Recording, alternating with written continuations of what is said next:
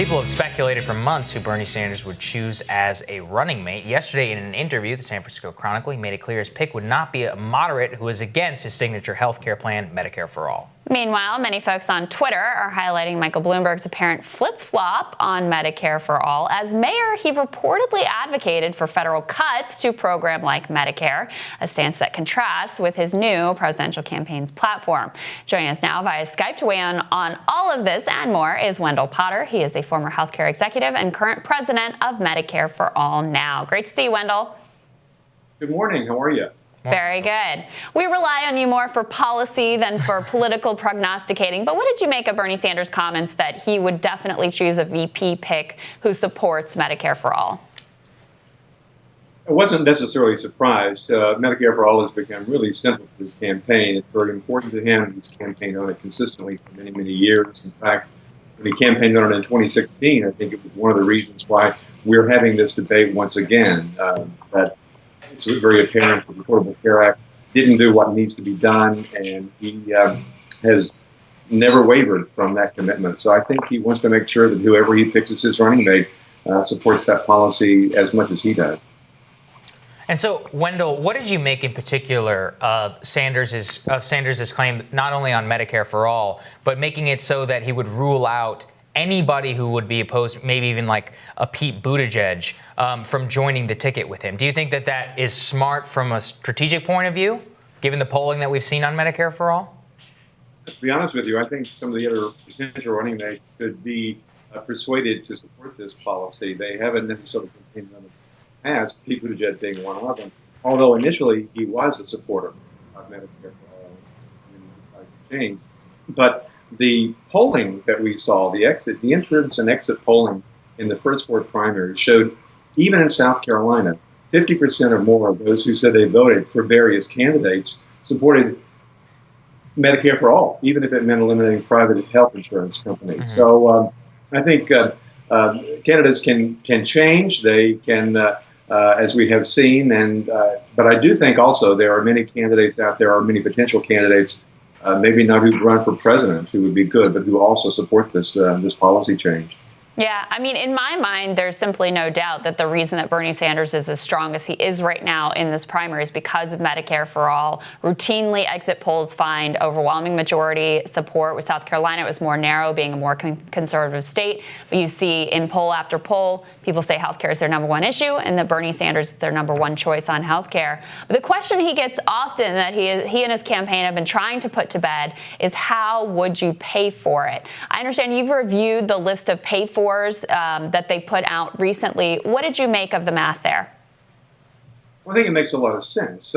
Obviously, when you're talking about publicly financed healthcare system, it's financing it with taxpayer dollars. And one of the things that I think has been lost in this debate, and the candidates who are not supportive of this fail to note, and in fact obscure, Americans would not, and their employers would no longer be paying premiums to insurance companies. So you have that shift away from private insurance companies into this public fund. There are various ways of paying for it through taxes, through a payroll tax, and he is proposing that on income, exempting the first, for example, $29,000 of income for a family.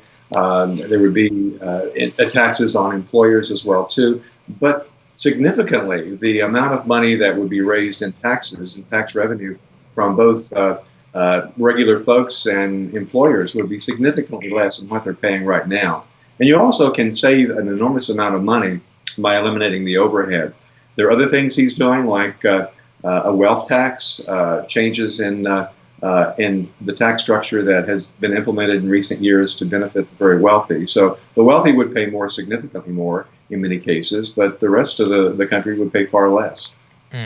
Wendell, one thing that I've seen floated recently, and I actually agree with, is what about in particular states like Pennsylvania, right? So you see that a large amount of their economy is actually driven by the healthcare industry, and I don't think that's necessarily a good thing. A lot of it's going into administrative costs. But do you think that that would be a electoral, liability essentially for Sanders? I mean, I know that there's a transition plan, et cetera, but, for many of the people who actually work in the hospital and healthcare industry, they view this policy as an existential threat to them. I think maybe some do, but I think the overwhelming majority would not and would see this as a very welcome change. In Philadelphia, where I live, just recently, a very large hospital, a safety net hospital, was closed. And it was closed because it was owned by an equity firm, private Mm-hmm. equity firm, that was just essentially deciding that the property that the hospital was on was more valuable if it were not a safety net hospital.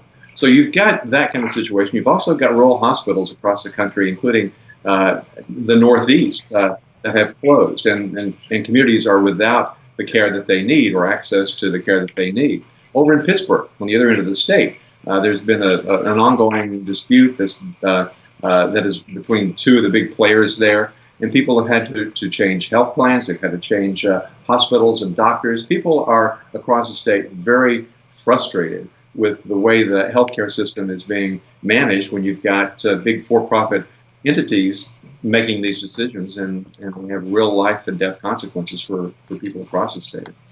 Wendell, part of the reason that your perspective is so powerful and so valuable is because you worked in this industry as a health insurance executive. Can you speak to, you basically found yourself in this moral quandary where you could not, in good faith, continue doing the job that you were doing. Is that a sentiment that is common within the industry? Are there others like you who feel morally conflicted about the work that they're doing? Absolutely, there are. After I left, I got emails and text messages and calls from a lot of people that I'd worked with over the years who congratulated me, thanked me for doing what I did. It's very, very difficult because people are afraid of retribution. They're afraid of losing income and friends. So it's a very difficult decision, and I understand why I've done. But absolutely. Even just as recently as within the last 2 or 3 weeks, people that I have worked with have reached out to me. And they know, particularly as they climb up the ladder of these companies, they get greater visibility into how these companies really operate, just how money motivated they are, profit motivated they are, how decisions are made by and large almost exclusively to benefit shareholders and not the public, not the people who are enrolled in health plans. So there's a lot of frustration, and a lot of people that I used to work with have left. Some have retired, but others have moved out of the industry, largely out of disgust. Wendell, I also want to ask you about the ongoing coronavirus threat here in the United States. I've actually seen some speculation that it could increase support for Medicare for all. What do you think it's revealed about the American healthcare system? That we have not invested in public health. Our focus has been, we just essentially turned our healthcare system over to Wall Street. Healthcare are publicly traded companies, again, with the motivation to satisfy shareholder expectations. As a consequence, you have a situation in which millions of people across the country now are in high deductible plans, for example, and they're hesitant to go to the doctor or seek the care that they need because of how much they have to pay out of their own pockets before their care kicks in. So that's a situation that could really worsen the problem here in this country. And the other is that we have nearly 30 million people who still are uninsured, and those folks are especially hesitant to seek the care that they need because of how much they would have to pay. And as I said earlier, we've invested so little in public health in this country. It's been estimated that only 3 cents of every dollar that we spend on healthcare goes to our public health infrastructure.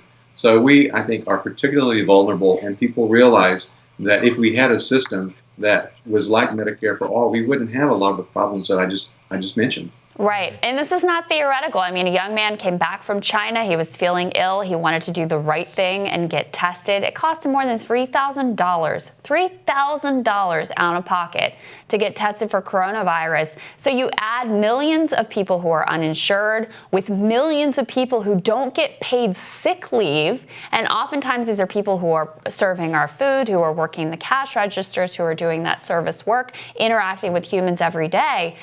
It's a recipe for disaster, and to me, it really underscores the case for Medicare for all in this way. Look, it's not just about you and your family getting coverage. It's that we're all at risk if we don't have a healthy, taken care of population.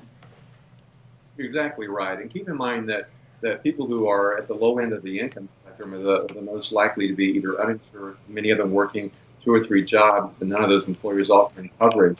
But also being in these high deductible plans. My industry strategy, my old industry, was to move every last one of us into a high deductible plan so that we would have to pay more. We'd have to have more skin in the game, was the term that they used back then. And we to the point that so many Americans just simply don't have any skin to give. And so consequently, they're just avoiding getting the care that they need. It's just a disaster waiting to happen because of the way we've allowed private companies to take over our healthcare system.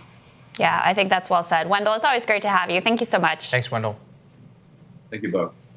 Next on Rising, Hill's Julia Manchester has been following the candidates as they make their case in Virginia. She shares what she heard.